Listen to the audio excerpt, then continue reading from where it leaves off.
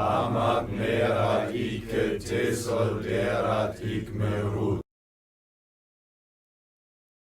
Welcome to part 3 of my dive into fallacies. In this one I'm going to focus on another fallacy I see skeptics and atheists commit a lot on social media. And yes, I'm going to use the definition of atheism as an example, but this is because it is the simplest and most common example of this that I see them commit. Whenever the conversation about the definition of atheism arises, this fallacy is generally committed. This fallacy is the appeal to definition fallacy, or the argument from definition fallacy, or the argentum ad dictionarium fallacy. It comes by a few different names, but they all describe the same error in reasoning. The appeal to definition fallacy is pretty self-explanatory, but you know me, I like to be both verbose and thorough, so I'll explain what it means. The appeal to definition fallacy is when, during an argument, we pull out a dictionary, point to the definition in the dictionary, and say, see, the way you're using the word is wrong. This is what the word means. And while it's absolutely fine to claim that the dictionary definition shows what a word can mean, arguing that it means only what that particular definition in that particular dictionary says is an error in reasoning. This is because dictionaries are descriptive. They describe how a word is commonly used and generally describe how a word is used in the domain the dictionary exists in. For example, pointing to a Google definition, like the one you see on screen now, just shows how the word is used in a colloquial sense. The same with something like the Oxford Dictionary, or the Cambridge Dictionary, or the Collins Dictionary. Different dictionaries can and will offer different definitions, such as the one from the Cambridge Online Dictionary that you can see on the screen at the moment. As you can see, this one differs slightly from the Google definition and includes the meaning the belief that no God or gods exist, something missing from the Google definition. When looking at more definitions from technical sources, we'll often find a different definition from colloquial definitions found in other dictionaries, though not necessarily, of course. Take this entry from the Routledge Encyclopedia of Philosophy, for example. It shows that atheism is understood as the position that affirms the non-existence of God. This is because in philosophy, this is how atheism is best understood. However, there's nothing to state that it must be used this way colloquially, just as there is nothing that can force philosophy and philosophers to adopt a colloquial definition. So, the reason it's fallacious to argue from a dictionary definition is because the job of a dictionary, as can be seen from the image on screen at the moment, is just to describe how a word is used in particular domains.